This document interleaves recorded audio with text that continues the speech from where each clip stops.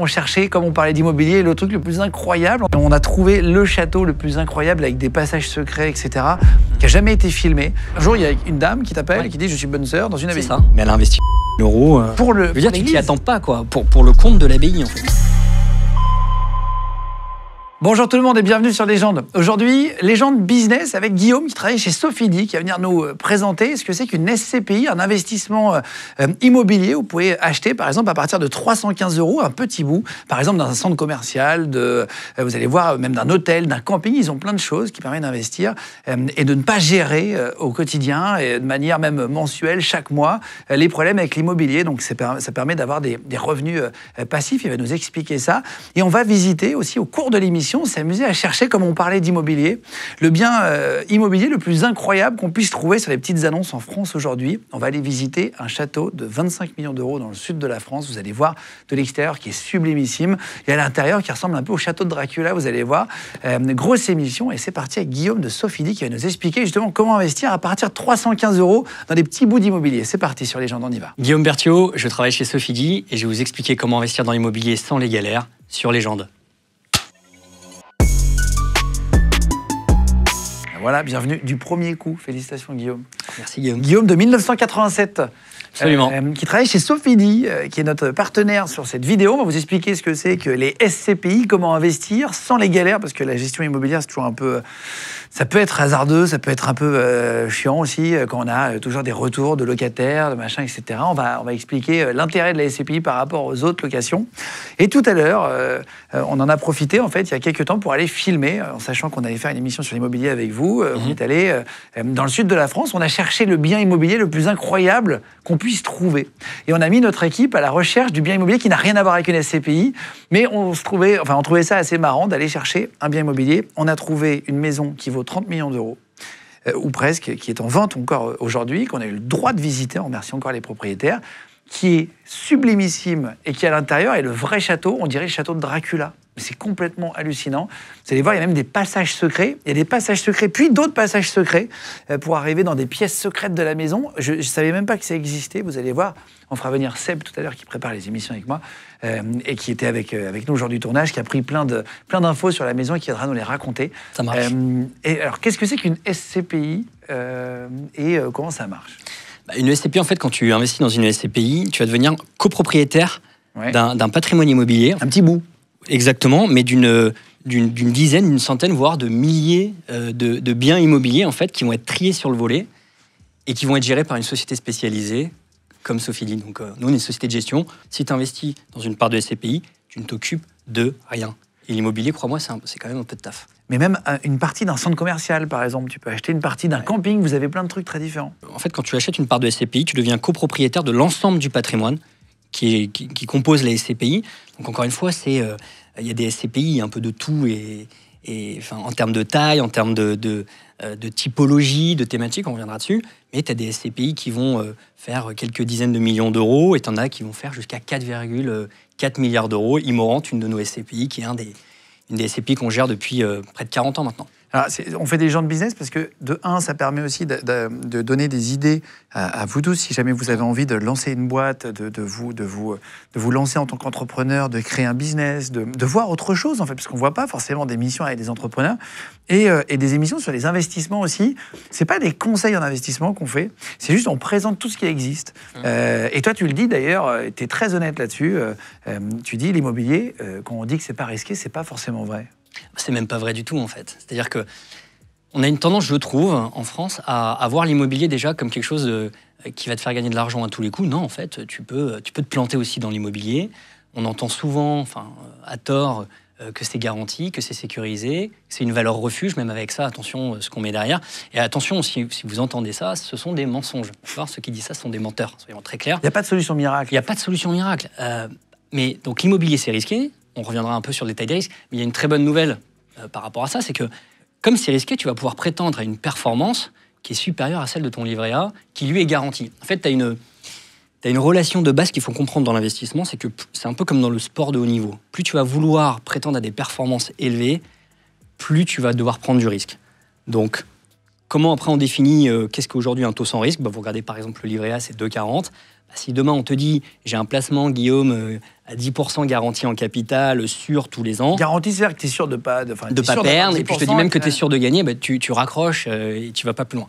Donc la bonne nouvelle, c'est que comme l'immobilier c'est un peu risqué, il y a différents degrés de risque. C'est pas forcément une bonne période. Il y a des périodes. Ouais, on en sort. On pourra en revenir. Ouais, on a vécu des années compliquées, mais nous, ça fait 40 ans qu'on fait ce métier chez Sofidy. Depuis 87. Depuis 87. Comme toi. Presque finalement. 40 ans, exactement. Pas tout à fait 40 ans. Et on a connu beaucoup de crises, en fait, depuis 40 ans. On a connu les subprimes, on a connu qui était compliqué pour l'IMO. Exactement. On a connu le Covid. Là, pour le coup, j'y étais. Quand on te dit demain, tu as 30% du patrimoine immobilier qu'on gère qui est fermé, je peux dire qu'on ne faisait pas les fiers. Et puis plus récemment, là, on sort de 2 années compliquées. Alors, on n'a pas encore donné de nom à cette crise, mais on peut appeler ça le choc inflationniste, où en fait, tu as eu une inflation qui a été très brutale et qui a un peu perturbé, même qui a pu beaucoup perturber l'immobilier. Aujourd'hui, ça ressemble à quoi, Sofidy? Vous êtes combien? Parce que c'est vraiment très très gros. Sofidy, c'est une très grosse boîte, c'est pas du tout une petite société. C'est combien de personnes? C'est combien de chiffre d'affaires? Est-ce que tu peux nous dire un peu les chiffres juste pour savoir? On est 200. Donc on reste très agile et c'est en ça qu'on aime bien se caractériser comme entrepreneur, parce qu'on va continuer d'aller regarder des opportunités, de créer de nouveaux produits. Et pour te donner des chiffres un peu marquants, donc 200, on gère un patrimoine immobilier, donc pour le compte de tous nos épargnants, quasiment 10 milliards d'euros. Donc ça, c'est l'ensemble des biens immobiliers qu'on gère au travers des fonds en France et à l'étranger. Combien de clients? Et on a 100 000. On a à peu près 100 000 épargnants. À partir de combien on peut investir? Il faut être vraiment très rapide et très simple pour qu'on puisse vraiment... Bien sûr. On va dire j'ai 10 000 euros et comme tu le disais aussi très justement dans le bureau tout à l'heure, tu sais, il faut diversifier, il ne faut pas mettre tout dans un truc, il faut essayer d'acheter un petit peu de plusieurs trucs, comme ça sécurise en cas d'effondrement de l'immobilier, bah, vous avez toujours autre chose, etc. Vous avez un peu de tout. Pas tout mettre en crypto. Pas tout mettre en crypto, encore moins d'ailleurs, je crois. Si jamais vous avez 1 000 euros, on va dire, est-ce qu'on peut rentrer dans une SCPI? Combien de temps ça prend? Comment ça se passe? En fait, ça, c'est un des arguments pourquoi on dit que ça démocratise l'immobilier, la SCPI, parce qu'en fait, tu peux souscrire à une part de SCPI pour 315 euros. Donc, en fait, tu peux investir dans l'immobilier à partir de 315 euros. 315, oui. Et là, ça fait une première vraie différence par rapport à l'investissement immobilier classique. C'est que aujourd'hui, si tu veux investir dans l'IMO et acheter un appart, tu vas au moins débourser quelques dizaines de milliers d'euros, voire plus. Donc, tout le monde n'a pas forcément ces moyens-là. Donc, c'est hyper accessible. Tu peux y aller à partir de 315 euros. Donc, si tu mets 1 000 euros... Donc, si tu mets 1 000 euros l'année dernière... Combien de temps tu gagnes de l'argent? L'année dernière, déjà, tu touchais entre 5 et 10% selon nos SCPI, dans laquelle tu étais investi. Et tu touches de l'argent. Alors, tu as une petite période de carence avant de commencer à toucher des intérêts. Pourquoi? Parce que si tu souscris, toi, Guillaume, à une part de SCPI, tu vas investir de l'argent dans le fonds. Et nous, il nous faut laisser le temps d'investir cet argent dans l'immobilier. Et donc, on laisse un petit délai forfaitaire qui peut être de quelques mois avant que tu commences à percevoir tes loyers. Et ensuite, trimestriellement, ça tombe virement sur ton compte. Tous les 3 mois, une petite dans somme. ton canapé, tu reçois un SMS. T'as rien à gérer. Tu n'as rien à gérer. La seule chose que tu vas avoir, allez, c'est peut-être un ça poil... va plaire à tous mes copains feignants. Non, mais le seul point de technicité, c'est quand tu vas faire ta déclaration d'impôt. Parce que forcément, c'est des revenus fonciers. Donc un loyer. C'est un loyer. Alors, on appelle ça un dividende parce que c'est servi par une SCPI, mais c'est du loyer. Et donc, tu les déclares. Donc, à la fin de l'année, tu dois faire... Mais heureusement, on prépare une petite vidéo pour mettre dans les bonnes cases et rendre le travail le plus simple possible. C'est important de bien comprendre. Et puis après, on va parler de toutes les différentes choses que vous avez. Vous avez une Sophie Map. C'est une carte, en fait, où vous allez pouvoir voir un peu tous les investissements qui ont été faits et tout. Il y a des campings, des hôtels, on va en parler dans 2 secondes. Il y a plein de choses. Tu disais entre 5 et 10%. Oui. On va toucher trimestriellement de l'argent. Est-ce qu'il y a une limite maximum de dépôt? Est-ce qu'on peut en acheter autant qu'on veut? Si tu viens avec 10 millions d'euros sur une SCPI, déjà, moi, mon conseil, ça va être de te dire attention, mets peut-être pas tous tes œufs dans le même panier, diversifie. Donc, on essaye de faire en sorte qu'il n'y ait pas des montants trop importants sur une seule SCPI. Mais non, il n'y a pas de limite. Tu peux mettre 315, tu peux mettre 5 000, 50 000, 100 000 euros. Il y en a qui mettent plusieurs millions d'euros dans les SCPI. Donc, le spectre, il est hyper large. Tu arrives sur le site de Sofidy. Comment tu choisis si tu investis dans un hôtel, dans un camping, dans un machin? Comment ça se passe? On achète les immeubles. Donc, quand on dit on s'occupe de tout, c'est que déjà, on achète les immeubles. Donc, c'est notre premier métier, l'investissement. Et donc là, on a des pros d'investissement chez Sofidy qui font ça à plein temps. Ensuite, on gère. Parce qu'en fait, il faut bien comprendre que quand tu investis dans une SCPI, l'immobilier que nous, on va acheter derrière, on ne va pas acheter pour revendre le lendemain, faire une plus-value. On cherche des biens qui sont loués, qui procurent des loyers. Pourquoi? Parce qu'ensuite, je vais te les servir en tant qu'investisseur sur ton compte bancaire. Donc, on achète, on gère, et ça, c'est du boulot parce que nos investissements, on les garde parfois 5, 10, 15, 20 ans. Et puis ensuite, parfois, on vend aussi. Mais par contre, je t'appellerai jamais, on n'appellera pas nos investisseurs pour dire « Tenez, là, on va acheter un bien, qu'est-ce que vous en pensez ?» Mais il y a des conseillers, quand tu arrives, qui vont t'aider? Bah moi, exactement. Non, mais chez Sofidy, t'es conseiller? Mais moi, chez Sofidy, je m'occupe d'une filiale qui conseille les investisseurs. Donc on s'inscrit sur le site et il y a quelqu'un qui t'appelle. Tu connectes sur le site, que tu remplis un petit formulaire parce que tu as des questions, que tu arrives dans mon équipe. Mais il n'y a pas que cette manière-là pour souscrire à des parts de SCPI. Tu peux aller voir ton banquier, il y a des banques qui distribuent nos fonds. Tu peux aller voir des conseillers en gestion de patrimoine, ton conseiller en gestion de patrimoine au coin de ta rue. Tu peux souscrire en contrat d'assurance-vie. Tu peux souscrire en ligne sur Internet. Et ça, pareil, encore une fois, il y a 40 ans, quand on a démarré, bien entendu, on n'avait pas ces possibilités-là, mais aujourd'hui, on a digitalisé au maximum notre offre. Je vous mettrai le lien, pareil, dans la description, si vous voulez. Et si vous cherchez à investir dans autre chose pour changer, et surtout si l'immobilier, ça vous tente, mais vous n'avez pas envie d'acheter un bien tout seul, entier, au moins vous participez à un truc, vous n'avez pas grand-chose à gérer après, à part déclarer vos impôts quand vous allez recevoir l'argent. Ouais. Vous pouvez le faire dans la description de la vidéo YouTube et dans la description du podcast aussi, si vous écoutez sur Spotify, Deezer et Apple Podcast. Merci de faire de Légende Premier Podcast de France encore aujourd'hui tournage. Merci beaucoup d'être là de plus en plus nombreux chaque semaine, d'être 150 000 à vous abonner chaque mois sur notre chaîne YouTube aussi. Merci beaucoup à vous tous. Donc, on investit, on peut mettre... Imaginons qu'on a 20 000 euros. Je prends un chiffre un peu plus gros. Quelqu'un qui a 50 000 euros d'économie, il veut mettre 20 000 euros. Il se dit, tiens, je n'ai pas assez pour acheter un appartement, machin, mais je vais mettre 20 000 euros là-dedans. Oui. 20 000 euros. On va y faire, tu as dit que c'était entre 5 et 10 % l'année dernière, en 2024. Voilà. On va imaginer 10%, puis on enlèvera un petit peu, d'accord ? Ouais, okay. Ça veut dire qu'à la fin de l'année, je vais toucher 2 000 euros. Exactement. Je vais en déclarer, donc je vais en donner une partie en impôt. Mais c'est-à-dire qu'avec 20 000 euros, j'aurai 2 000 euros de revenus par an, en plus, que je pourrais étaler chaque mois et que je pourrais prendre ou ça ne sera pas réinvesti tout de suite sur les... Je peux vivre avec ça ? Ouais, en fait, c'est distribué sur ton compte bancaire. Tu peux les réinvestir toi si tu veux, parce que tu peux très bien décider quand tu reçois tes loyers de les réinvestir. Oui, mais c'est de l'argent qui n'est pas bloqué pendant 10 ans. Mais c'est pas bloqué. Ah ben non. C'est ça que je veux dire. C'est de l'immobilier. C'est vraiment ça qu'il faut se mettre en tête. C'est investir dans les SCPI. C'est de l'immobilier. Et c'est simplement l'immobilier pour les fainéants ou pour ceux qui ne s'y connaissent pas. Donc on vient en aide à ceux qui n'ont pas forcément les connaissances. On vient en aide à ceux qui n'ont pas envie de gérer. On vient en aide à ceux qui n'ont pas 100 000 euros à mettre dans un appart. Les SCPI, c'est pas du résidentiel, c'est très peu du résidentiel. Donc, quand tu achètes une SCPI, tu investis, les SCPI investissent sur du bureau, du commerce, des centres commerciaux, de l'hôtellerie, des campings, on en parlait. Donc, ça, c'est quelque chose que toi ou moi, ou un investisseur, entre guillemets, un épargnant normal, peut pas aller s'acheter un centre commercial à Aulnay-sous-Bois, au Paris Nord, qu'on a acheté l'année dernière pour près de 220 millions d'euros. Donc, en fait, à 315 euros, tu arrives à acheter une part d'un centre commercial, d'un camping. Et tu peux te la raconter et dire c'est un peu à toi. Bah, quand tu passes devant un camping, tu dis tiens, c'est un peu mon camping. Tu rentres dans le commerce de Je suis actionnaire, madame. Je suis chez moi. Je suis un peu chez moi, c'est la vérité. Non, mais c'est drôle en vrai. Ouais. Et ce qui est peut-être bien pour une première année, pour essayer, c'est de mettre 315 euros, d'essayer, et vous allez voir ce que vous avez touché à la fin de l'année. Puis l'année d'après, vous remettez un petit peu plus, et puis vous en achetez plus, etc. etc. Tu peux y aller à ton rythme, tu as tout à fait raison. En plus, on a développé du versement programmé. Tu peux très bien dire, moi, j'ai peut-être pas une grosse somme à mettre tout de suite, mais je veux le faire tous les mois. Je mets 315 euros. Tu mets un pied dedans, t'essayes. Tous les mois, j'achète automatiquement une part à 315 euros. Tu peux mettre plus. Enfin voilà, tu peux le faire à crédit. Ça rapportera plus qu'un livret A. Voilà, alors le livret A aujourd'hui, c'est 2,40% de rendement. Alors attention, il faut comparer ce qui est comparable. Le livret A, c'est une épargne de précaution. Tout le monde doit avoir un livret A, selon moi. Après, la question, c'est quel est le niveau que tu dois avoir comme argent sur ton livret A. Mais l'épargne de précaution, c'est la base, il faut commencer par ça. Mais il ne faut pas non plus avoir trop d'épargne de précaution, c'est un peu dommage selon moi. Pourquoi ? Parce que tu as d'autres alternatives qui vont te permettre d'aller mieux rémunérer ton épargne avec un rendement potentiel, encore une fois, car tu l'as compris, rien n'est acquis, mais supérieur à 2,40%. Non, on parlait d'éducation financière et c'est un truc qu'on n'a pas à l'école aujourd'hui. On en parlait avec Mathias Bacchino de Trade Republic, qu'on embrasse, et qui expliquait ça, et il a raison, c'est-à-dire qu'on devrait l'intégrer dans l'éducation nationale.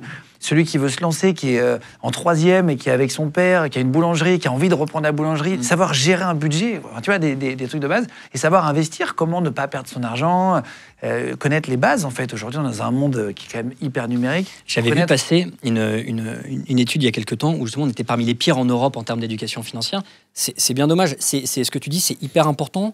Et surtout que je trouve que maintenant, tu as un accès grâce à Internet, grâce à l'IA, tu peux avoir énormément d'infos. Mais en fait, pour faire son chemin au milieu... Tu sais combien il y a un peu de SCPI aujourd'hui sur le marché ? Non. 200. Et comme dans tout investissement, tu as des bonnes SCPI et tu en as des moins bonnes. Tu en as qui sont pris les pieds dans le tapis ces 2 dernières années parce que l'immobilier a été compliqué, et tu en as d'autres qui ont vachement mieux passé la période. Donc, comment après tu fais ton chemin au milieu de tout ça si on ne donne pas les clés, tu as raison, à un moment donné, à l'école, ou si tu as de la chance d'avoir parfois une famille. Moi, c'était pas mon cas. Moi, dans ma famille, mon père, c'est la fatalité. Il m'a toujours dit, tu sais, nous, j'avais su gérer notre argent. Faisais quoi tes parents à toi? Mon père est dans la grande distribution. D'ailleurs, je l'embrasse. Il est à la retraite.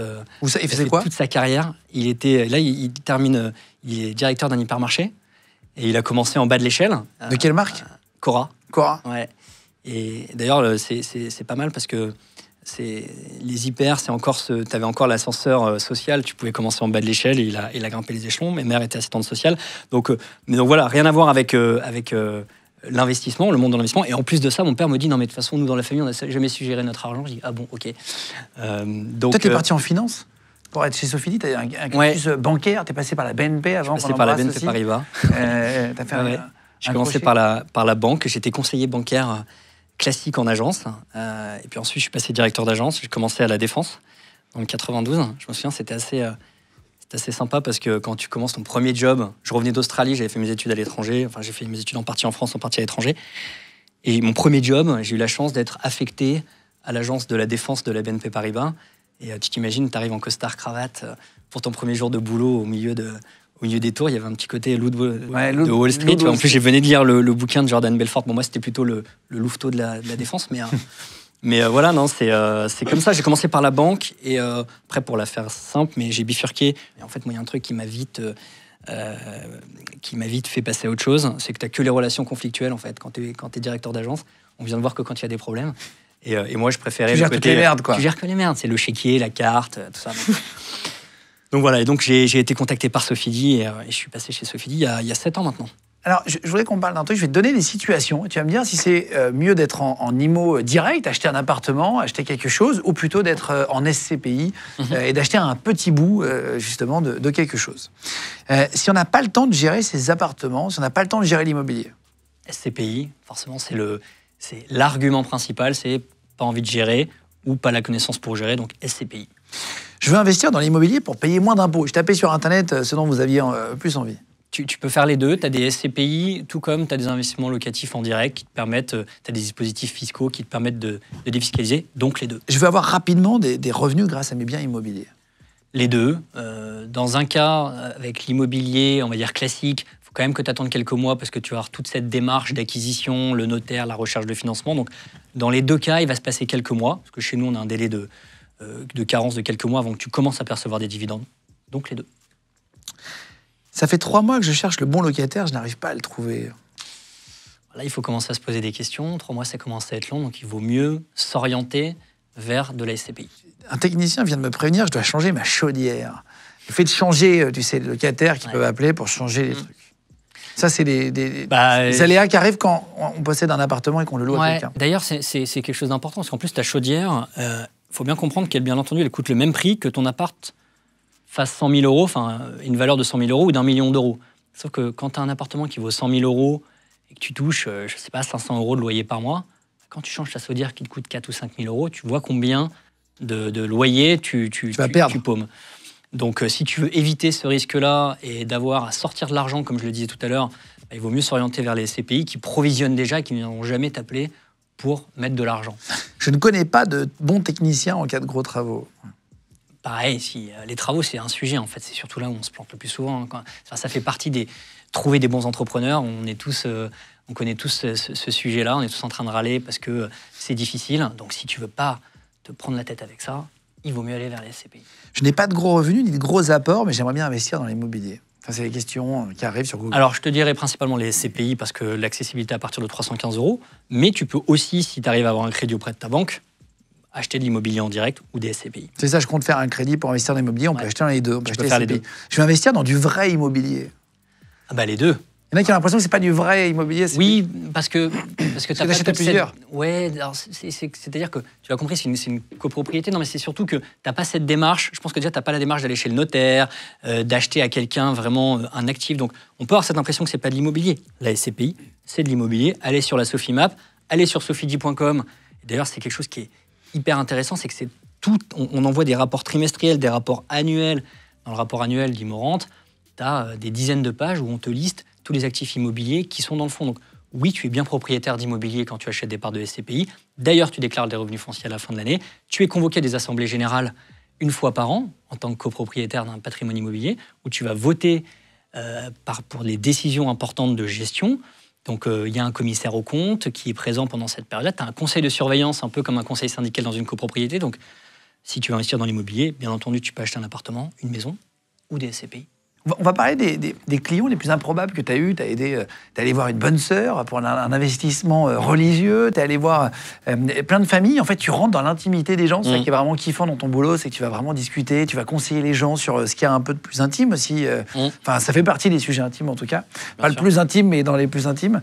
L'argent, tu vas les conseiller. On va regarder la Sophie Map et juste après, on va regarder donc le château de Dracula qu'on a eu la chance, enfin le château de Dracula, une énorme maison qui n'a rien à voir avec Sophie Di, mais on cherchait, comme on parlait immobilier, le truc le plus incroyable. On a regardé toutes les annonces de France et on a trouvé le château le plus incroyable avec des passages secrets, etc., qui n'a jamais été filmé. La famille nous a donné l'accord de filmer. Il vaut 30 millions d'euros. Ce château est dans le sud. C'est une énorme maison qui fait plus de 1000 mètres carrés, qui est complètement improbable. Vous allez voir l'intérieur. Il y a des bains romains, etc. dessous. C'est assez fou. On va regarder ça dans 2 secondes avec Sébastien qui va venir sur le plateau. Mais d'abord, juste la Sophie Map. Là, j'ai l'écran. Je vais enregistrer l'écran comme ça, vous allez bien pouvoir voir en même temps que nous. Quand on va sur le site de Sophie Di, Sophie Map, il y a une carte donc, qui bouge. Ouais. Il y a la carte de France, je vous la décris si vous nous écoutez en audio. Et il y a des chiffres sur les villes. On voit 329 vers Lyon. Donc si on zoome vers Lyon, voilà, on voit 208 dans le centre, etc. Voilà, là, à quoi ça sert ? En fait, là, ça répertorie, donc c'est un peu le Monopoly, version XXL. Là, en fait, tu as tous les biens qui sont dans nos fonds, en fait, qu'on a acquis et qui composent nos fonds. Donc, ce qui est bien, c'est que ça rend la chose hyper concrète pour nos investisseurs. C'est-à-dire que, à Lyon, si tu continues un petit peu et que tu vas plus loin, tu vois, tu cliques sur, par exemple... Vas-y. Je sais pas, dans les coins de Cordeliers, tiens, moi, j'ai fait une partie de mes études à Lyon. Tu cliques dessus, et ben tu vois qu'à Lyon, on est propriétaire. Donc ceux qui sont au sein du... rue des 4 Chapeaux. Ceux qui sont au sein du fonds FI-1, rue des 4 Chapeaux à Lyon, sont propriétaires d'un bureau qui a été acquis le 10 septembre 2010 et qui fait 2344 mètres carrés. Et là, on peut acheter une partie de ce truc-là ? Exactement. C'est ça. Si tu découvrir la solution. SCPI FI-1, tu as une partie de ce bureau et en fait de l'ensemble des bureaux. Et là, ça te permet d'aller voir près de chez toi. Moi, voilà, généralement, quand on est en rendez-vous avec des clients, on leur montre et ça rend la chose concrète parce que quand tu dis j'achète une part de SCPI qui englobe un patrimoine de 4,4 milliards d'euros, tu vois, enfin, on est dans des chiffres, mais en fait, à la fin, c'est plein d'immeubles qui composent ce... Donc tu peux aller voir sur le site de Sophie Di, vous allez avoir quelqu'un qui va vous appeler, peut-être Guillaume d'ailleurs. Je ne t'ai pas posé la question, j'aurais dû le faire avant, je m'en excuse, mais si vous posez sûrement la question chez vous, si le sujet vous intéresse. Comment est-ce qu'on récupère l'argent si à un moment donné on a un coup dur dans la vie, on a quelqu'un qui doit arrêter de travailler pour X ou Y raison, ça peut arriver, de se dire tiens je reprends, je recommencerai dans 3 ans, mais si j'ai besoin de l'argent, comment est-ce que ça se passe ? Faut bien comprendre que tu peux souscrire et sortir d'une SCPI tous les mois. En fait, à la fin de chaque mois, tu vas avoir la possibilité de souscrire et tu vas pouvoir revendre tes parts. Quand le marché est fluide, c'est-à-dire quand il y a à la fin de chaque mois plus d'acheteurs de parts de SCPI que de vendeurs de parts de SCPI, tu sors en un mois. Donc quelque part, tu vois, quand tout va bien, c'est plus rapide que quand tu achètes un appart ou un actif par toi-même. Il faut plusieurs mois pour vendre. Tu as 3 mois, tu as le notaire, tu as la recherche de financement, etc.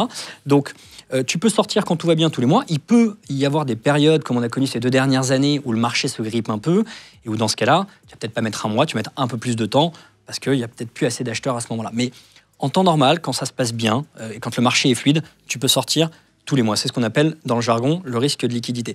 Mais tu mets le doigt sur quelque chose qui est important de rappeler. Tu n'achètes pas une SCPI pour la revendre le lendemain. Ça, c'est hyper important à comprendre. C'est un investissement sur le long terme. C'est un investissement sur le long terme. C'est pour ça qu'on disait tout à l'heure, il faut avoir du livret A pour l'épargne court terme, il faut avoir de l'épargne moyen terme, et tu peux avoir de l'épargne long terme. C'est des revenus passifs, mais que tu gardes longtemps. C'est quoi long terme ? C'est-à-dire quoi ? Long terme, alors tu as la réglementation qui préconise 10 ans de détention. Après, donc minimum. Après, tu peux sortir avant si tu veux, mais on recommande 10 ans, parce que 10 ans, ça te permet de passer potentiellement un cycle positif, peut-être un cycle négatif. Mais est-ce que tu sais en moyenne combien de temps nos clients gardent leur part de SCPI ? J'en sais rien. 15 ans du coup, non ? 22. 22 ans. Et pourquoi ? Parce qu'en fait, quand tu as une part de SCPI qui te sert des revenus et que ça roule et que ça tourne, en fait, nos clients les gardent. Et généralement, quand ils les vendent, c'est parce qu'ils ont un autre projet, comme tu le dis. Mais on a beaucoup de clients qui, même arrivent à un certain stade de leur vie où ils n'ont plus envie de gérer de l'immobilier et en plus ils pensent à la transmission. Là, ils se disent, ok, on sait tous que l'immobilier, je sais pas si beaucoup ont connu des successions où on a entendu parler. L'immobilier dans les successions, ça peut être galère, c'est des indivisions, il faut souvent vendre pour payer les droits, etc. Les SCPI, c'est beaucoup plus simple parce qu'en fait, chacun repart avec ses parts de SCPI. Il ne faut pas avoir besoin de l'argent, en tout cas, tout de suite. Non. C'est comme un investissement immobilier. Mais comme dans tu vas pas en avoir besoin pour changer ta voiture, par exemple. C'est un truc où vous vous dites, tiens, ça va me rapporter Non. de l'argent pendant 10 ans. Alors, quand tu achètes une part de SCPI, il faut y aller dans l'état d'esprit de, je sais, potentiellement, j'en ai pas besoin. Je ne sais pas quand est-ce que je vais avoir besoin de revendre. Probablement pas. Qu'est-ce que je veux dire par là? C'est que tu n'achètes pas une SCPI pour te dire, ok, là, on est le 1er janvier, je vais en avoir besoin pile poil dans 4 ans. Non, parce que le risque, c'est peut-être que dans 4 ans, tu ne pourras pas récupérer, si le marché est malheureusement un peu grippé, tu ne pourras peut-être pas récupérer tout de suite ton argent. Donc voilà, il faut avoir une démarche de long terme, c'est de l'immobilier, mais tu peux sortir et tu peux rentrer tous les mois. Comment tu t'es retrouvé à conseiller une dame, une bonne sœur, ou une mère, d'ailleurs, je ne sais même pas quel niveau elle était. C'était une sœur dans une abbaye.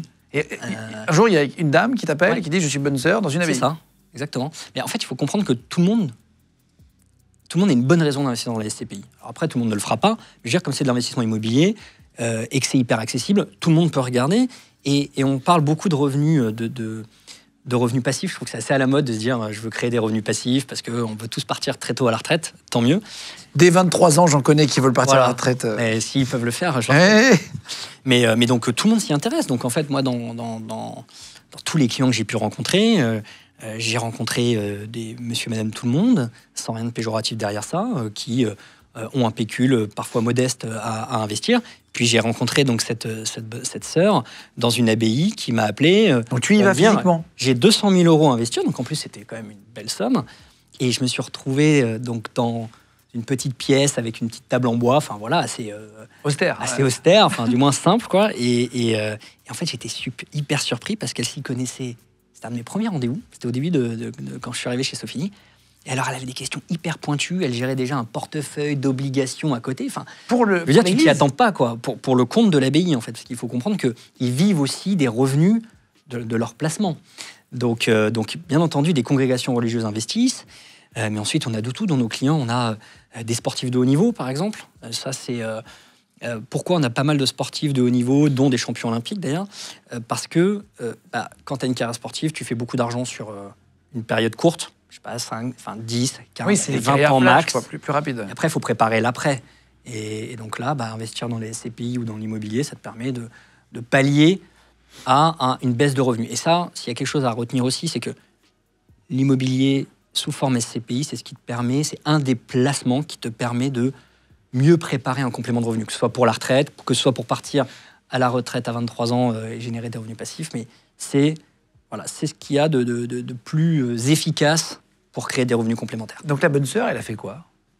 Elle a placé de l'argent dans plusieurs SCPI et voilà, et on a une discussion un peu incroyable autour de la finance. Moi, en plus, je m'intéressais un petit peu à ce qu'ils faisaient au sein de l'abbaye. Ils faisaient pas mal de choses, mais elle a investi 200 000 euros et parce que justement elle venait de vendre une partie de ses obligations. Et attends, et pour terminer, tu t'es retrouvé avec des clients espagnols où tu comprenais absolument rien. Ouais, ça c'était moins drôle sur le coup. Tu parles pas espagnol? Si, parce que j'ai fait pas mal de séjours à l'étranger pendant mes études, dont en Espagne. Et en Australie? Et en Australie, mais c'était un peu l'espagnol bar tapas, pas l'espagnol immobilier. Et en fait, cette petite anecdote, c'est que j'avais un conseiller expérimenté qui gérait des gros comptes, qui avait appris que je parlais un peu espagnol. Je pense qu'on avait dû parler à la machine à café. Il me dit, tu vas m'accompagner sur ce rendez-vous, mais t'inquiète pas, tu seras juste là en support, tout va bien se passer. Mais je venais d'arriver chez Sophie. Et il y avait 50 slides, une présentation béton sur l'IMO. Et on allait pitcher une université dans la région de Pamplonne, en Espagne. Donc tu vois, un gros truc, il y avait pas mal d'argent à mettre. Et on commence l'entretien, et moi je m'attendais juste à apprendre et avoir une belle leçon de la part de ce collègue. En fait, il introduit, il se tourne vers moi, il me dit, maintenant c'est Guillaume qui va vous dérouler la presse. Et alors là, on se regarde, il faisait chaud, tu vois, on était en Espagne, été. Alors là, j'ai eu, mais vraiment, très très chaud. Ça a été très long, et je me suis trouvé à dérouler les 50 slides en espagnol. Je voyais que la personne comprenait la moitié de ce que je disais, parce que j'avais pas du tout les termes. Et voilà, je te fais pas de Ils n'ont pas signé? Pas d'histoire, on n'a pas signé cette affaire. mais c'était un beau traquenard. Ouais. On va faire rentrer Sébastien pour vous montrer le bien le plus incroyable de France. On a cherché le bien immobilier qui n'a rien à voir avec Expofili, mais on s'est amusé à... Comme on parlait d'IMO, on s'est dit on va aller chercher le truc le plus extraordinaire, le plus improbable. On l'a trouvé juste avant, méthode ACDC. T'expliques ça et puis on fait rentrer Sébastien. Qu'est-ce que c'est que la méthode ACDC? La méthode ACDC, c'est 4 lettres simplement pour avoir en tête les 4 principes que je trouve hyper importants dans l'investissement et que je conseille à mes clients. C'est A pour agir. C'est très simple. Agir, ça veut dire quoi? C'est n'attendez pas le bon moment pour investir. Essayez même 315 balles, vous essayez. Commencez le plus tôt possible. Le plus tôt possible. Le meilleur allié pour se constituer un patrimoine, c'est le temps. Plus tu commences toi avec tes moyens, moins d'efforts tu as à mettre, plutôt que s'y mettre à 50 ans et devoir mettre beaucoup d'argent d'un coup. Donc, le plus tôt, donc agir, ne pas regarder le train passer. On sait que la méthode qui est très connue, et maintenant on en parle de plus en plus, c'est investir régulièrement. Ça permet d'éviter d'attendre le bon moment. Quand tu investis régulièrement, tu investis en haut de cycle, en bas de cycle. Donc, agir. La deuxième chose qui est aussi importante, c'est comprendre. Il ne suffit pas d'investir, il faut que tu comprennes dans quoi tu vas investir. Si tu te lances dans quelque chose que tu ne comprends pas, attention, warning, le problème, c'est que tu n'auras pas tous les tenants, les aboutissants, même si on te conseille, et même si tu fais confiance à ton conseiller, confiance à ton banquier, comprends ce dans quoi tu investis et ne va pas là où tu ne comprends pas. Le D, c'est pour diversifier. Règle de base, diversification, ne mets pas tous tes œufs dans les mêmes paniers, ne mets pas tout en immobilier, ne mets pas tout en crypto, ne mets pas tout sur ton livret A. Et le dernier, c'est si tu en as la possibilité, le C de ACDC, c'est capitaliser. C'est-à-dire que si tu peux, réinvestir tes gains pour avoir cet effet boule de neige et faire grossir la marmite. Voilà, c'est un petit acronyme facile à retenir avec 4 petits conseils qui font la différence. On va faire rentrer Sébastien. Ouais. Non. Vous allez voir, c'est assez extraordinaire. On a regardé quand même parmi des dizaines de milliers d'annonces immobilières. On a appelé beaucoup d'agents immobiliers pour... Comme on était sur le thème, on s'est dit, tiens, est-ce qu'il y a des biens un peu étonnants, un peu improbables? Et on en a trouvé un qui est vraiment incroyable. On fait rentrer Sébastien, il va nous le présenter. Allez, ça y est, on a fait rentrer Sébastien, avec qui on est parti il y a quelques temps visiter ce château. On a mis longtemps à le trouver. On a regardé beaucoup d'annonces, on a appelé beaucoup de gens. Et je remercie d'ailleurs l'agent immobilier qui a trouvé ce bien et qui s'en occupe parce qu'il est en vente. Oui, il s'appelle Bruna et c'est toujours en vente ce bien. Il est assez exceptionnel, effectivement. Trouver un bien comme ça sur la Côte d'Azur, enfin, tu l'as vu comme moi, c'est très rare. On a l'habitude de belles maisons un peu typiques du Sud. Là, ça n'a rien à voir. C'est atypique, c'est un château de la fin du 19e siècle. 1870. Exactement. Avec énormément de chambres. Je crois qu'il y a 14 chambres ou 15 et plus de 30 pièces, quasiment 40 pièces dans tout le château. Combien de mètres carrés? C'est plus de 1013 mètres carrés pour être précis. Alors quand on est arrivé à l'extérieur, on est arrivé, il faisait très beau, on a eu de la chance pour le coup, et en plus il faisait chaud. On arrive, on se retrouve devant cette maison sublimissime. Regardez, c'est vraiment très très beau. On voit cette façade, on voit une espèce de fontaine sur la gauche avec des jets d'eau sublimes, bien fournis, etc. On voit une énorme piscine avec des anges un peu plus loin. On se dit, waouh, qu'est-ce que c'est incroyable. Ouais. Et quand on rentre à l'intérieur... C'est notre autre ambiance complètement radicale, c'est qu'on rentre dans une maison qui d'extérieur est totalement différente, puisqu'on rentre, c'est des murs en briques, en pierre de taille, avec un escalier, des armures. Très chargées. Très chargées, un tapis central et une ambiance quasi morbide, puisqu'il y a... On se rend compte assez rapidement, et Guillaume peut témoigner, très rapidement on se rend compte qu'il y a des squelettes, des têtes de squelettes. Des têtes de mort partout. Des chaises en forme de silhouettes de squelettes, dont les dossiers sont... Tu t'assois sur un squelette. Oui. Très particulier. Original. Voilà, c'est très original, on montrera les images, parce qu'on les a filmées, et on avance comme ça dans cette maison, on découvre petit à petit différentes pièces. Regardez l'intérieur du château. Bonjour Bruna. Bonjour. Bruna qui travaille chez Barnes à côté, et là on est à Antibes, à côté de Juan-les-Pins. On est venu visiter une première maison qui vaut combien à peu près? 25 millions d'euros. 25 millions. C'est toi qui es l'agent immobilière qui va nous la faire visiter. Oui, avec plaisir. Elle fait combien de superficie? Environ 1000 mètres carrés de surface habitable, construite sur un terrain de 3200 mètres carrés. Elle a une particularité, donc c'est un vrai château, c'est ça? C'est un vrai château historique qui date de 1870. La déco est très chargée. Vous allez voir, c'est très particulier comme maison. C'est pas moderne, c'est plus château avec beaucoup de déco, d'œuvres d'art à l'intérieur. Exactement, puisque le propriétaire, c'est un amateur d'œuvres d'art. Tu m'as dit qu'il y a des pièces cachées, parce qu'on a cherché des maisons avec des particularités, pour ne pas vous montrer que des jolies maisons blanches face à la mer, essayer de montrer un peu des différentes choses. Là, il y a un bassin qui est digne d'une belle piscine, mais c'est juste un bassin à l'entrée. Il y a des maisons derrière aussi pour le personnel de maison. Ensuite, tu nous fais visiter? Oui. Vous allez voir la déco, c'est très particulier, très chargé avec des objets un peu étonnants.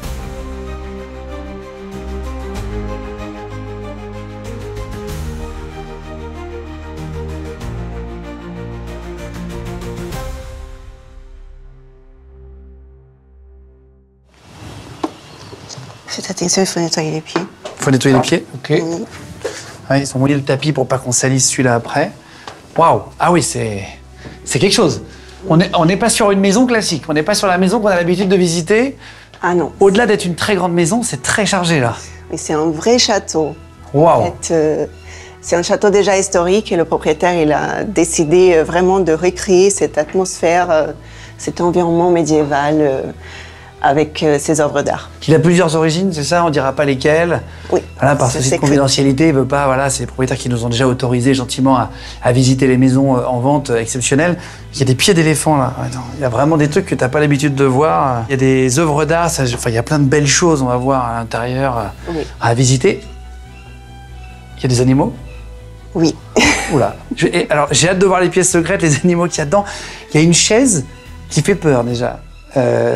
Non mais c'est un décor que vous avez mis ou c'est vraiment... C'est vraiment, tout fait partie de la décoration choisie par le propriétaire. Par le propriétaire. Avec une chaise comme ça. Des vraies œuvres d'art. Waouh. Achetées un peu partout dans le monde.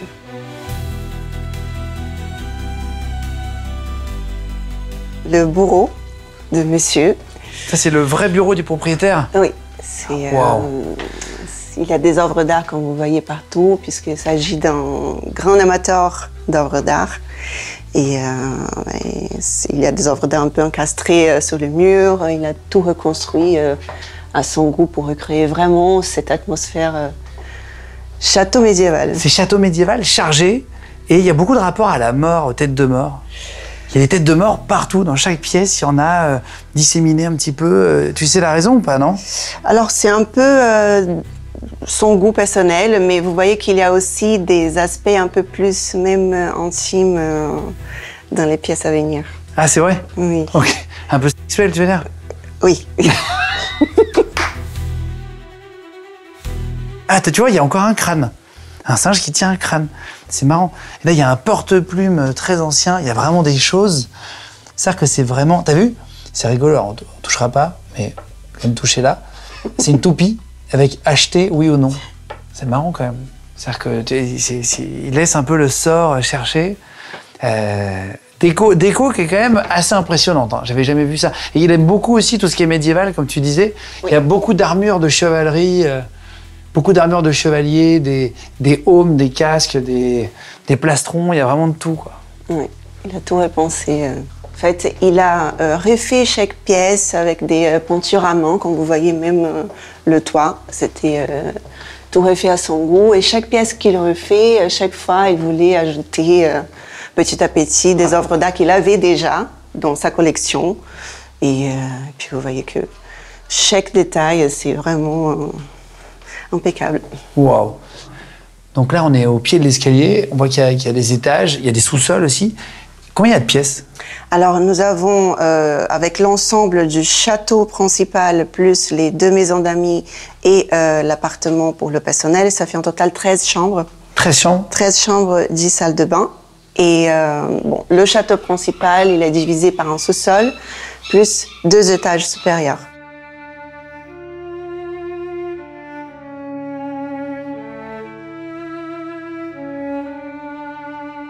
Là, nous sommes dans la salle à manger.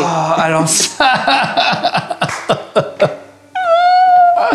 En fait, ça me rappelle, on dirait Dracula. Attends, mais c'est très marrant. Attends, et donc là, t'as plein d'armures complètes de différents endroits. En fait, il a tout reconstruit les murs pour s'adapter à les œuvres d'art qu'il a un peu partout dans cette pièce. Non mais attends, il y a des gens vraiment qui mangent là? Ah oui, tous les jours, puisqu'il habite... Ah, il habite? Oui. Il habite ici? Avec ses enfants et sa famille. Ah, c'est vrai? Ah là là, mais ça fait... La porte, elle se referme toute seule, c'est impressionnant. Il y a même... Tu sais, c'est intégré, il n'y a pas de groom, c'est ça en haut, là? Non, c'est ça qui referme. Ah, la porte, elle est robotisée de l'intérieur, donc tu vois pas le truc en haut. Le petit bras. Ah ouais, c'est... Waouh! C'est impressionnant. Il n'y a pas de vue sur l'extérieur. Tu manges dans ta salle à manger d'hiver. C'est la salle à manger la plus improbable que j'ai vue de toute ma vie. Je savais pas que ça existait. Avec les lumières rouges, c'est vraiment médiéval, quoi. T'es vraiment à l'époque. Non, mais si vous regardez chaque détail, sont vraiment des pièces d'œuvres d'art. Non, mais c'est dingue, ouais. Il y a des très très belles œuvres d'art. Et ce qui est fou, c'est qu'ils ont réussi à intégrer une télé quand même. Parce qu'on voit que c'est un vrai château qui est habité, quoi. C'est pas un château qui sert juste d'exposition. Ils habitent vraiment à l'intérieur, c'est fou.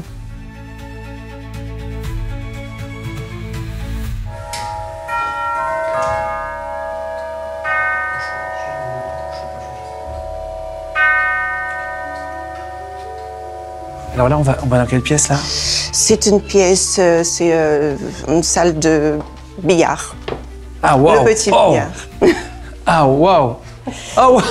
Et là, vous avez aussi Ah non, mais attends, ça... une pièce pour la Attends, salle mais ça de thé. existe, ça existe vraiment, voilà. C'est-à-dire que c'est pas que dans les films. Il y a vraiment des gens qui ont un lion dans leur salon pour s'essuyer les pieds. Attends, c'est pas possible. Ça existe vraiment. Oh, c'est molletonné. Le plafond est molletonné au cas où tu te fais un petit dodo sur le plafond. Je pense que c'est molletonné comme un canapé. C'est fou, hein. Ouais, tout est nettoyé, tout est propre, tout est impressionnant. Oh là là. C'est jusqu'au rideau, tu vois qu'il n'y a rien qui est acheté Ce sont des dans un rideaux magasin. achetés en Italie. Oh, ce billard.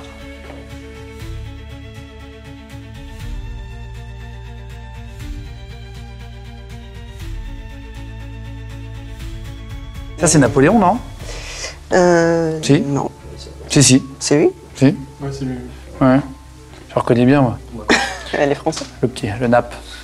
On va faire le sous-sol? Ok. Alors, le sous-sol n'existait pas d'abord. Donc, lui, il a décidé de creuser et créer ce Il a créé le cet sous-sol étage. après? Oui. Mais non. Oui. C'est-à-dire qu'il n'y avait pas de sous-sol, il a creusé dans son château. Et comme vous voyez, il y a des œuvres d'art un peu partout. Et les pierres, chaque détail ont été amenés des pays, d'autres pays. Les pierres ont été amenées de l'Italie, par exemple. Et ici, la partie spa.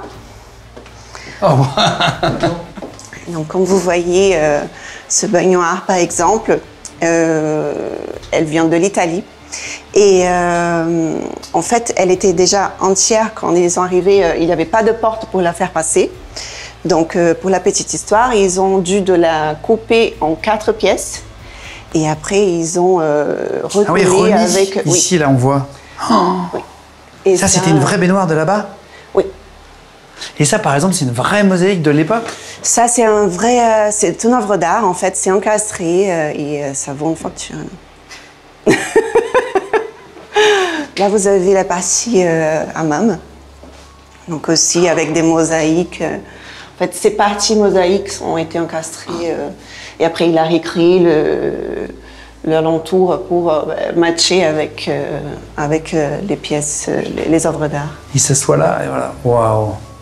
Ah ouais, c'est vraiment très, très atypique comme maison. C'est-à-dire que si tu le sais pas, tu peux pas deviner qu'il y a des maisons comme ça en France ou sur Terre, quoi. C'est-à-dire qu'il y a vraiment... Là, vous voyez, regardez bien le banc, la mosaïque est parfaite. C'est-à-dire qu'ils ont refait complètement le banc en mosaïque.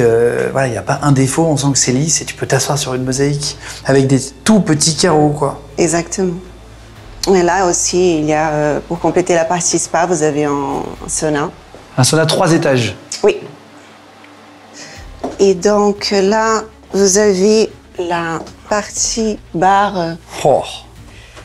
Ah ouais. Ils font des avec petites une cave soirées. de vin juste derrière vous.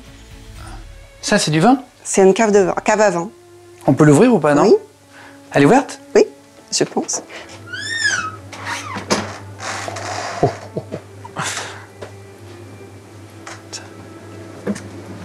Oh. Incroyable. Oh là, il y a de la belle bouteille de vin, là. C'est un appart parisien ici. Allez. Donc ça aussi, il a pris, il a encastré et il a recréé de l'autre côté la même chose mais en peinture.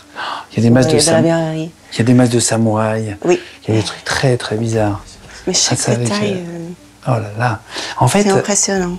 ça fait à moitié église. Tu vois, ça, c'est complètement église, regarde. Ah, ça, c'est complètement des morceaux d'église à l'intérieur, quoi. Tu vois, tout un rapport un peu à la religion, mais sans trop l'être et tout ça. C'est un mélange de médiéval. C'est fou. Et là, qu'est-ce que c'est alors? C'est le cinéma, la salle de télé. Ah ouais, c'est une grosse salle de cinéma là. C'est quoi le profil de gens qui habitent là, sans dire qui c'est, sans dire la nationalité, mais c'est des chefs d'entreprise, c'est des retraités, c'est pas des jeunes? C'est un investisseur avec sa famille, avec ses enfants. Donc c'est une famille complète qui habite là, Oui. qui vivent dans la maison tout le temps. Oui, avec des enfants qui vont à l'école. Waouh. Tu les as déjà rencontrés? Oui. Physiquement, tu peux voir qu'ils habitent dans une maison comme ça? Genre ils s'habillent de manière un peu originale ou pas? Non, ce sont des gens comme nous. Ils sont pas en armure de chevalier ouais. Attends, ils ont tout refait le plafond. C'est-à-dire que ce qui est fou dans cette maison, en fait, c'est de se dire que c'est pas une maison classique avec des murs comme ça, voilà, même si c'est des très belles maisons sont comme ça, peintes, etc. Là, c'est vraiment, tu vois que chaque chose, là, c'est c'est du liège. Oui, c'est du liège. c'est du liège. C'est du liège. Avec de la peinture pour l'isolation. Avec de la, c'est fou quoi. Ils ont, oui. Tout est en liège, collé, il n'y a même pas de démarcation, tu vois pas où ça a été coupé, comme si la pièce elle était faite dans un immense bouchon, c'est fou. Oui. Tu regardes un film dans un bouchon de liège. Donc là on va monter à l'étage. Au premier étage, oui. Là, nous allons découvrir la chambre de maître. Une des 13 chambres, c'est ça? Oui, Tu dis. avec des pièces cachées. Oh là là, le lustre! Oh là là, et ça c'est beau. Hein. Donc là, nous avons la chambre de maître. Waouh! Avec cheminée. Il y a aussi une terrasse à l'extérieur. Tiens, après toi. Merci. Nous avons une vue mer, donc nous ne sommes pas loin de la plage et au plein cœur du centre-ville. C'est fou d'avoir ça en plein cœur du centre-ville quand même. C'est atypique. C'est vrai que c'est quand même des maisons atypiques quoi. Cette chambre, c'est une chambre de maître. Donc bien entendu, il y a aussi son dressing et sa salle de bain. Est-ce que vous arrivez à voir où nous pouvons l'accéder? Il y a un passage secret? Je pense. Ouais, je l'ai moi, Guillaume. Tu l'as? Ouais. Attends, laisse-moi 2 secondes. Et toi, t'es fort pour ça. Tu fais des escape games tous les week-ends. Qu'est-ce que je Ah, dis? c'est pour ça. C'est pas ça. Ça sent... Non, attends. Non. Ah non, pas du tout. C'est des slips. Pardon. C'est ça? Non. Non. Oh truc de fou. Oh, waouh. Ah oui, ça continue. Ça, c'est génial. Une pièce cachée comme ça, on en rêve tous d'avoir ça chez nous. Pourquoi ils ont fait ça? C'est pour se cacher en cas de problème? Je pense pas, non, mais je pense que c'est juste pour faire Pour quelque chose de l'esthétisme et plus, tout, ouais. oui, atypique. Un peu atypique. Oui. Là, c'est quoi? C'est le bureau pour C'est travailler? le dressing. Ah, c'est un dressing. Et on va voir si j'arrive à l'ouvrir. Mais en fait, il y a encore quelque chose de caché là. Mais non, je te crois pas. Oui. C'est quoi? C'est une safe room, non? C'est une sorte de petite pièce de sécurité? C'est une pièce secrète. Oh, wow. Aujourd'hui, il garde des choses personnelles, mais Wow. vous voulez rentrer? Ouais, évidemment. C'est là une porte parallèle, tu sais, pour un monde. C'est Narnia en fait. C'est le monde de Narnia, ouais. Oh, waouh. Attends, c'est juste énorme, quoi. C'est la taille de Seb ici. C'est-à-dire que c'est à l'intérieur du placard qui lui-même est dans une pièce cachée. Non mais attends, c'est une folie, quoi. Et tu peux t'enfermer à l'intérieur si tu veux? Bah, si vous voulez, je vous ferme. Non, c'est bon, c'est bon. Ouh. Alors Guillaume, l'expérience. Non, pas mal. Franchement, le coup du placard plus le deuxième truc, c'est vraiment stylé. C'est-à-dire que si tu veux te cacher, s'il y a des cambrioleurs, tu t'enfermes, personne te trouve, quoi. Ouais. Ça, c'est vraiment bien. La salle d'eau, en fait, il a gardé l'esprit qu'il y avait déjà et il a ajouté un peu sa touche personnelle. Ah oui. plus. Je vois la touche personnelle dont tu parlais. Je vous laisse faire un petit sneak peek sur la toilette. Un petit quoi? Ah, waouh, ok. Ah ouais. Oh, je ne sais même pas si on pourrait le filmer. C'est des vraies images de l'époque, non? Oui. Hein? Là, c'est un vrai Kamasutra japonais. Donc, il y a japonais et indien aussi. De cette côté, Ah c'est ouais, japonais effectivement, et l'autre, c'est indien. Je regardais là, effectivement, c'est japonais, là, c'est indien. Mais un peu partout, regardez. Waouh. Bon, ça, on sera obligé de tout flouter, mais bon, voilà, c'est toutes les positions qui existent au monde. Vous avez vu le poignet? Oui.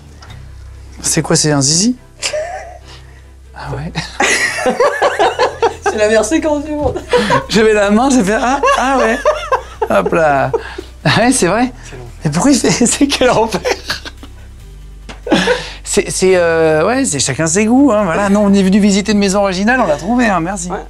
Oh, la chambre de princesse. Oui. Ah non, là, ça fait quand même chambre de princesse. Il de a notre film. petit ami aussi. Ah, c'est lui qui fait du bruit depuis tout à l'heure. Oui. Waouh. Je savais pas que ça existait non plus, tu vois, ce genre de. T'as vu ça? Mais c'est fait. Regarde ça, comment c'est beau. C'est fait en toile tendue, vraiment comme à l'époque dans les châteaux, quoi. Oui. Sauf que tout est neuf. Ça doit coûter une fortune. Bah, 25 millions d'euros. Voilà. Un lit comme ça, je sais pas comment tu le fais faire, tu vois. Où est-ce que tu fais faire un lit comme ça? Regarde. T'as carrément des marches pour pas avoir à te... Il a tout commandé. Tu te fatigues même pas à être dans le lit. Il faut lui parler dans quelle langue? Bonjour. Bonjour. Coucou. Ah ouais. Ah bah oui. Voilà, là c'est le dernier étage de la maison. Chambre aussi, chambre-salon avec des références à Napoléon. Des petits coussins avec l'emblème de Napoléon.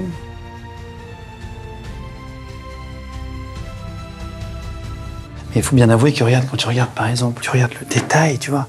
Regarde là, tout est intégré, il n'y a même pas de démarcation, tu passes l'ongle, tout est lisse. Alors que c'est pas la même pierre, tu vois. C'est vraiment extrêmement bien fini. Ça c'est fou à voir, je trouve en vrai.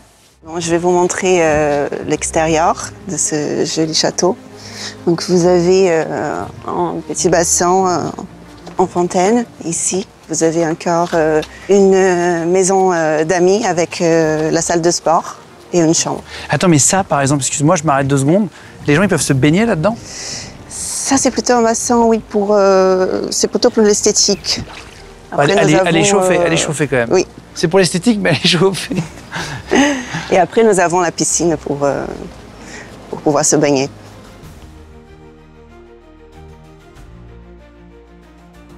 C'est quoi ça? Là, c'est une maison d'amis qu'il a transformée une pièce en salle de sport. Et après, il y a aussi une chambre et cuisine et séjour. Là, c'est vraiment très très beau quand même. Oh, c'est magnifique. Oh là là.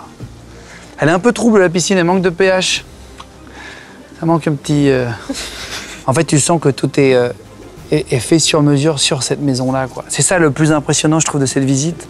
C'est de se rendre compte que, tu vois, tu le vois nulle part. Tu sens que c'est un ferronnier qui a travaillé. Tu sens que chaque chose a été faite vraiment pile-poil sur la maison, quoi. Après, on aime ou on n'aime pas le style, mais ça reste... c'est du travail impressionnant, quoi. Ok, ça vaut le coup à voir ou pas, oui? Oui. Hop. Donc là, vous avez une des 2 maisons d'amis. Waouh. Oui, donc C'est très chargé aussi, c'est-à-dire qu'il n'y a rien qui est simple, tout est grand, ils ont fait tout sur mesure. Tout. Même Le tu vois, le sol, chaque carreau, en fait c'est ça qu'il faut voir, en fait, c'est que chaque carreau, c'est des mini carreaux. Ça demande un travail 100 fois plus long que des gros carreaux. Absolument. C'est-à-dire que ça, c'est un travail énormissime, quoi. Avec des cheminées, avec des... Waouh. Là, il y a une pièce cachée ou c'est un placard? C'est un placard. C'est un placard, il a reconstruit en fait cette pièce vénitienne un peu partout sur le mur et c'est en marbre. C'est pas fini encore, mais... Ah oui, il est en train de le finir. Oui. Wow. Ah oui, tu sens que... Oh, regarde ça, comment ça passe. Non mais, pour les fans, enfin ceux qui savent un peu, qui bossent dans le bâtiment, c'est-à-dire pas moi, mais les gens qui connaissent... Ah, j'arrive pas à l'ouvrir, bon c'est pas grave. Mais comment t'as fait pour l'ouvrir? Ah, t'as appuyé sur le bouton? Ah mais oui, c'est électronique. Regardez la précision des matériaux qui sont coupés comme... Non mais attends, c'est fou. Là, vous avez encore la petite gloriette avec la partie barbecue, donc c'est assez agréable pour déjeuner pendant l'été. Et vous avez aussi une 2e maison d'amis côté gauche et un appartement indépendant pour le personnel. Et là, il y a le petit jardin en famille pour profiter, etc. C'est la table à manger à l'extérieur, c'est la petite pergola pour... Oh là là, venez voir de l'intérieur, venez voir de l'intérieur. Attends, il n'y a rien qui est normal. Il y a l'horloge, c'est un vrai mécanisme d'horloge ancien avec un balancier. Regarde ça, c'est fou. Avec une chaîne. Oui, Merci beaucoup pour la visite. Avec plaisir. Bruna a pris le temps de nous avoir fait décorer une maison exceptionnelle. J'espère que ça vous a plu. Voilà pour les images du château. C'était vraiment impressionnant. Qui possède le château? Je sais que c'est des questions que vous allez vous poser, parce qu'on sait qu'il y a une famille qui habite vraiment là-bas. Oui, alors c'est une famille, tout ce qui est plus typique. Il y a les parents et les enfants. Donc les images qu'on vient de voir, les enfants vivent là, ils rentrent le soir de la journée de l'école où ils sont avec leurs amis, ils rentrent, ils vivent là-dedans. Dans une des chambres qu'on avait eues. C'est incroyable. Hein. Voilà, je laisserai pas mon enfant dormir dans cette... Voilà. Après, pour l'origine des propriétaires, on a des pistes, on imagine nous en ayant visité, mais on ne peut pas dire, on n'a pas d'informations sur le patrimoine, sur tout ça, on ne sait pas du tout qui... Non, c'est juste l'origine, mais ils nous ont demandé de ne pas le dire par élégance, parce que, toujours pour les risques de cambriolage, de machin, etc. Hein. Entre autres. Et, la maison est gardée, hein. Il y a 4 gardiens dedans, c'est quand même solide. Déjà, une maison, il y a 4 gardiens, tu te poses des questions, et puis il y a... des caméras absolument partout à l'intérieur. Puis elle est complètement entourée de grands murs. Enfin, le but, c'est de ne pas y accéder. C'est dans Antibes et on ne sait pas qu'il y a cette maison qui existe. C'est fou, hein, en plein dans le centre-ville, un jardin aussi grand. Exactement. Juste pour... Elle est encore en vente ou pas aujourd'hui? Oui, toujours. Et c'est Bruna, donc c'est brunadesouza.realtor. On mettra ses réseaux en description. Et Barnes, donc, qui a mis ce bien en vente, il est toujours actuellement. C'est assez particulier, on a vu les images, donc c'est peut-être pour ça que c'est plus difficile aussi à vendre, c'est que pas tout le monde pourrait s'imaginer se projeter dans cette maison. Ou alors si tu achètes la maison, il y a quand même 30 millions, c'est 30 millions, hein, c'est ça? C'est 25 millions d'euros. 25 millions d'euros. Merci en tout cas, merci à eux. Voilà, je mettrai le lien dans la description si ça vous intéresse d'aller voir. Et puis merci à Bruna de nous avoir ouvert les portes. Merci Seb d'avoir trouvé rapidement, peut-être mis en relation avec Bruna pour trouver le bien. On va continuer l'émission maintenant avec les autres questions sur Sophie. Allez, voilà pour la partie château. C'était intéressant. Vous avez pas ça avec Sophie, c'est pas ce genre de bien? Non, pas à ma connaissance. Non, on n'achète pas vraiment ce genre de bien. Nous, c'est du plus classique. Mais on a quand même quelques actifs emblématiques. On a acheté l'année dernière notamment un centre commercial, le centre commercial au Paris Nord à Aulnay-sous-Bois. Ça fait partie des dernières grosses acquisitions qu'on a réalisées. Donc là, c'est quand même 220 millions d'euros d'acquisition. Donc tu vois, quand on parlait tout à l'heure dans l'émission, dire c'est pas des choses que toi ou moi ou un investisseur lambda pourrait s'acheter. Donc voilà, nous c'est plutôt, on parle de centres commerciaux, on parle de camping, on achète des campings. Il faut savoir quelque chose, c'est que donc chez nous on s'occupe de l'investissement, hein, je te l'ai dit, il y a une équipe dédiée à la recherche d'actifs à acheter. Les actifs, c'est des biens en fait. Des biens immobiliers, exactement. Alors on en analyse à peu près l'année dernière, on en a analysé 1064. Je vais vous demander comment vous les trouviez, ouais. Alors, 1064. Ouais, on en a analysé. Donc, en fait, tu vois, sur ce type de dossier-là, on nous en envoie. On a des réseaux d'apporteurs, on a des brokers, on a les réseaux de nos investisseurs. Les brokers, c'est des agents immobiliers pour ce type d'actifs un peu importants, institutionnels. Et sur les 1064, combien, selon toi, est-ce qu'on en a finalement acheté, signé sur l'année? 25. 25. Ce qui fait un taux de sélectivité de 2,5%. Ce qu'il faut savoir, c'est qu'il y a une règle d'or dans l'investissement immobilier. Enfin, t'en as 3 en réalité, plutôt. C'est l'emplacement, la deuxième c'est l'emplacement et la troisième c'est l'emplacement. Et ça pourquoi? Parce que quand tu as le bon emplacement, tu as le bon locataire, donc les artères centrales dans les villes, on fait attention à la démographie, enfin il y a beaucoup de choses qui analysent. La démographie par exemple dans l'investissement immobilier, c'est quelque chose qu'on regarde énormément. Est-ce que le lieu, la ville dans laquelle tu vas acheter, la population est en croissance ou à l'inverse tu vois que ça stagne ou que ça décroît? Donc on achète un peu de tout, mais beaucoup de commerce, des locaux d'activité, des bureaux. Alors les bureaux, c'est hyper intéressant parce qu'on en parle beaucoup ces derniers temps avec le télétravail, mais il y a encore des superbes affaires à faire autour du bureau. Faut juste bien cibler. Hein. Encore une fois, il ne faut pas voir l'immobilier comme une seule et même classe d'actifs. À l'intérieur, tu as plein de typologies différentes. Vous avez quoi comme biens originaux? Est-ce que vous avez donc utilisé camping, hôtel, etc. Qu'est-ce que vous avez Dans les actifs emblématiques, on a à Bordeaux, pour ceux qui sont dans le sud-ouest, on a les Grands Hommes. C'est un centre commercial en plein centre-ville qui a quand même eu la visite de la reine d'Angleterre en 92. On a les murs, enfin quand je dis on, hein, c'est nos investisseurs qui détiennent les parts de nos SCPI. On a les murs du restaurant où a été créé le Cheese Nan dans la rue de Berry dans les années 60. Vous avez des sièges de grosses boîtes du CAC 40? On a des sièges de grosses boîtes du CAC 40. Comme quoi, par exemple? Un moteur de recherche très célèbre qui a son siège à Paris. Il y en a qu'un de moteur de recherche quasiment. Très célèbre, voilà, qui est effectivement un des leaders du marché que les gens reconnaîtront. Mais voilà, après on a des locataires comme Decathlon, Leroy Merlin, Bose, Sandaya quand on parle de camping. Ouais, donc c'est gros, quoi. Et ça va de, voilà, pour vraiment comprendre, ça va de plus de 200 millions parfois dans des acquisitions à, pour l'anecdote, le plus petit actif qui fait à peu près 40 000 euros. Et c'est rue d'Aboukir, un petit couloir avec quelqu'un qui, me semble-t-il, vend des crêpes ou des gaufres. Donc Voilà, tu vois, le spectre. Le spectre est hyper étendu. C'est vous qui trouvez les locataires? C'est pas aux propriétaires de chercher? Non. Alors, en fait, nous, on achète les murs et on achète toujours, ou du moins, on essaie de le faire systématiquement, du loué. On ne va pas acheter quelque chose vide pour le transformer, on évite de faire construire. Ce qu'on aime bien, nous, c'est avoir toutes les cartes en main quand on achète. Donc, un locataire solvable, avec si possible des baux long terme, parce que ça nous sécurise. Hein, tu l'as compris, nous, on cherche à avoir du loyer qui rentre pour ensuite le resservir à nos épargnants. Donc, on cherche l'emplacement, la sélectivité, le bon locataire qui est solvable, parce qu'on ne veut pas de surprise. En fait, nous, on n'aime pas la surprise dans l'immobilier. On veut que tout se passe bien. Et donc, un bon actif, c'est quoi? Quand on le regarde, c'est un actif déjà qui va plaire aux deux parties, c'est-à-dire qu'il faut qu'il soit bien pour le preneur, c'est-à-dire celui qui va louer, et il faut que ça soit rentable, bien entendu, pour nos investisseurs. Et quand tout le monde est content, c'est comme ça qu'on crée une relation de confiance sur le long terme. Et j'en parlais, tu vois, par exemple, pendant le Covid, le fait d'avoir été proche de nos locataires, c'est nous qui les gérons en direct, ça a été un moment stressant pour tout le monde. Bon, on a passé la période, finalement, sans problème. À partir de quel âge il faut s'y mettre? Parce que tu dis que c'est des investissements quand même sur 10 ans au moins, les SCPI, pour vraiment en profiter. À quel âge il faut s'y mettre? La réponse de Normand, c'est il n'y a pas d'âge, mais faut s'y mettre. Faut investir dans les SCPI à partir du moment où déjà tu as un besoin, où tu identifies que c'est intéressant pour toi dans la manière dont tu souhaites te constituer un patrimoine. Mais à partir de 315 €, dès que tu commences à travailler, tu peux déjà... Alors, jeune actif, on n'a pas forcément un gros pécule à investir. Donc, tu peux faire deux choses. Tu peux faire des versements programmés, des achats de parts programmés en SCPI, tous les trimestres, tous les mois. Tu peux investir à crédit. Ça, c'est assez beau. On peut faire un crédit pour acheter? Tu peux faire un crédit pour acheter des parts de SCPI. Comme acheter un appart à crédit? Comme acheter un appartement. Tu peux acheter une part de SCPI à crédit? C'est la banque qui te prête l'argent. Donc, tu n'as pas besoin, encore une fois, d'avoir de l'argent à investir. Bon, attention, quand tu fais un investissement à crédit, c'est aussi un peu plus risqué. Mais après, il faut rembourser le crédit. Il faut rembourser ça. Bien entendu, tu es tenu de rembourser le crédit, mais une partie des loyers, une partie des mensualités de crédit, comme n'importe quel investissement immobilier à crédit, est payé par tes loyers. Et comme ça, à la fin, tu revends, si tu veux, dans 10 ans. Et soit tu gardes et que tu prends les compléments de revenus, soit tu revends. Donc, si tu es jeune, tu fais avec tes moyens. Si tu es... on a aussi une grosse partie de notre clientèle qui va être à 10, 15 ans de la retraite et qui se dit, je vois comment c'est en train de se passer. Il y a encore eu un rapport là sur... Pour les retraites. Voilà, on est d'accord. Donc, franchement, ne comptons que sur nous. Et donc là, on se dit, il me reste 10-15 ans. Acheter des SCPI pour préparer un complément de revenu à la retraite, c'est quelque chose qui se fait beaucoup. Et on a aussi des retraités, des personnes qui sont plus en activité, qui vont venir investir. T'en as à la retraite, vraiment? Bien sûr, mais une grosse partie. Il est combien le risque? Je sais qu'il y a un classement des risques. Oui. Une SCPI, pour terminer, vraiment...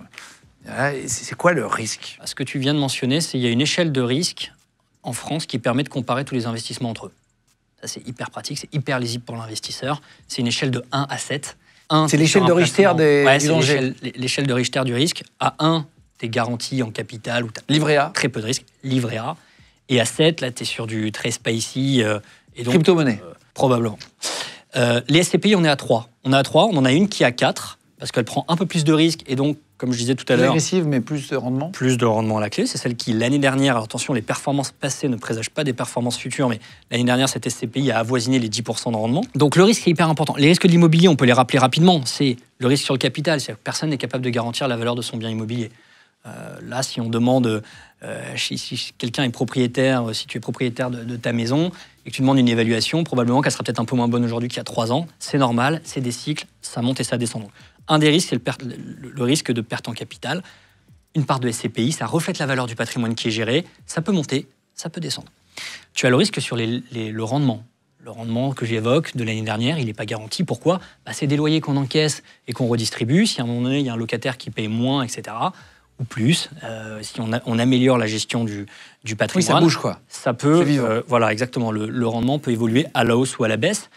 Tu as le risque de liquidité, j'en ai parlé, c'est ta capacité. L'immobilier n'est pas quelque chose de liquide. Qu'est-ce que ça veut dire, liquide, en termes investissement? C'est est-ce que tu vas pouvoir revendre rapidement ou pas ton investissement?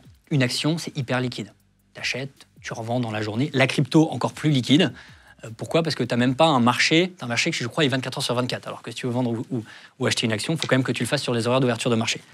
L'immobilier, par nature, c'est pas liquide. Si demain, tu veux revendre ton appart, tu te réveilles en pleine nuit, tu dis j'en veux plus, je veux le revendre, ça va pas se passer comme ça, il va falloir que tu passes par toutes les étapes que tu connais. La SCPI, c'est pareil. Donc, quel risque de liquidité? Attention. Et il y a un risque Et là, pour le coup, qui est quand même nettement atténué par la SCPI, moi j'aime bien appeler ça le risque de travaux. Qu'est-ce que c'est le risque de travaux? J'ai un exemple de quelqu'un qui a acheté un appartement dans le 6e arrondissement à Paris. Quelques mois plus tard, assemblée générale de copro. Monsieur, on va refaire la façade, ravalement de façade. Il y en a pour 40 000 € pour votre code-part. Petite copro, ils étaient 4. T'as 40 000 € à sortir. Là, t'es pas bien. T'es pas bien. Encore lui, il travaillait. Je pense qu'il a pu, avec ses revenus, peut-être emprunter plus, etc. Quand tu as 70 ans, qu'il t'arrive quelque chose comme ça, que tu es à la retraite et que déjà. Mais la façade, c'est le danger. La façade, c'est le danger. D'ailleurs, quand vous achetez, vous regardez quand est-ce qu'a été fait la façade pour la dernière fois, ça permet de savoir. Toujours lire, mais bon, rien n'empêche qu'à la prochaine AG, ça soit quand même mis sur la table. Ça, avec les SCPI, on ne t'appellera jamais pour te dire alors là, il y a un ravalement de façade sur le centre commercial au Paris Nord qu'on a acheté l'année dernière, il faut sortir tant. Non. En fait, les SCPI, comme nous, on gère, encore une fois, tout. On provisionne, on a des provisions pour les entretiens. Donc les travaux, on les anticipe, on les fait sans demander d'argent à nos épargnants. T'as des enfants? Oui, j'en ai 2. Quel âge? Ils ont presque 2 et presque 5. Tu vas les former un peu plus tard? Bah oui, bien sûr, j'essaierai de leur donner un maximum de clés parce que je pense que plus tôt, encore une fois, tu commences à être averti sur ces sujets-là, mieux ce sera pour ta vie patrimoniale. Mais moi, je commence déjà dès maintenant à leur apprendre des choses. Alors, mon fils, il parle même pas et ma fille, elle est en maternelle. C'est un peu tôt, là. C'est un peu tôt, mais déjà leur faire prendre conscience de la valeur de l'argent, tu vois, je pense que c'est des choses. Déjà, très jeune, on peut sensibiliser. Bah, on est quand même dans une génération où les enfants sont bien gâtés, et tant mieux, on peut se permettre de les gâter. Voilà, moi, je prends un soin particulier à leur rappeler que derrière, il y a du travail, on se lève le matin pour payer les factures et que les belles vacances au ski et à la montagne, ça se mérite. Ça se mérite. On peut donner une part d'une SCPI à ses enfants? Bien sûr, bien sûr. Tu peux donner une part, tu peux donner la totalité. Et là aussi, c'est l'intérêt, quoi. C'est l'intérêt, parce que si tu as un appartement, tu vas pas pouvoir donner que le salon et conserver donc, la salle de bain et la cuisine. Tu peux aller acheter et filer après à tes enfants. Et quand tu es à la retraite, tu peux faire même alors c'est un peu technique, mais des démembrements de propriété. Donc tu peux donner la nue propriété à tes enfants, garder l'usufruit. C'est-à-dire que tu commences à donner, mais tu gardes les revenus. C'est quand même assez sympa. C'est bien foutu. Hein. Donc bien sûr, tu peux. Voilà, c'est une matière malléable. Et tu as raison, c'est beaucoup plus facile de donner des parts de SCPI que de donner des bouts d'appartements. Qu'est-ce que c'est que la granularité? C'est vrai qu'il y a ce terme qui revient. Qu'est-ce que ça veut dire? Alors la granularité, c'est vraiment quelque chose qui marque notre ADN d'investisseur.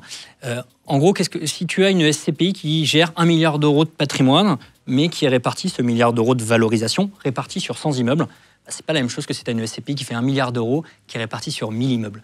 Et la granularité, c'est ce fait d'avoir un plus grand nombre un bout biens. De plein de petits trucs. Oui, en fait, la SCPI de 1 milliard qui est répartie sur 1000 immeubles est plus granulaire que celle qui est répartie sur 100 immeubles. Et ça, c'est hyper important. Pourquoi? Et ça, c'est quelque chose qui fait la caractéristique de nos fonds. C'est que plus tu es granulaire, plus tu atténues le risque locatif. Pas forcément quand tu as un locataire, parce que tu diminues le risque de ne pas pas sur 100, c'est pas pareil que quand il ne te paye pas sur 1000. Donc ça, c'est vraiment quelque chose chez Salis. Ouais, pour te donner un exemple, Immorente, qui est notre, encore une fois, le vaisseau amiral, 4,4 milliards de patrimoine, c'est réparti sur 3000 unités locatives, environ 3000 unités locatives. Donc, elle fait partie des SCPI, c'est la SCPI la plus granulaire du marché. Et donc, ça atténue, ça n'enlève pas tout le risque, mais ça atténue le risque locatif. Je vous mettrai les liens, voilà, si ça vous intéresse, d'aller essayer. À partir de 315 €, chez Sofidy, on peut acheter un petit bout de quelque chose, et puis vous aurez des conseillers. Vous pouvez vous inscrire sur le site directement. Donc, le lien est dans la description de la vidéo YouTube. Merci de nous suivre de plus en plus nombreux. N'hésitez pas à poser des questions. Tu pourras peut-être aller voir les questions que vous vous posez chez vous, Guillaume, et puis peut-être même y répondre sur la vidéo YouTube ou l'équipe. Et puis, si jamais vous nous écoutez en podcast audio, merci vraiment à vous tous d'être là. Si vous nous écoutez dans les transports, grâce à Spotify, Deezer ou Apple Podcast, on met les versions sonores de ces interviews tous les mercredis, vendredis et dimanches, 3 interviews par semaine au documentaire. Et le mardi, maintenant, on vous met une émission aussi avec des journalistes qui posent des questions à certains d'entre vous qui parfois ont un rapport avec l'actualité ou quoi. Ça s'appelle Legend Story. C'est le mardi, mercredi, vendredi, dimanche, 3 émissions.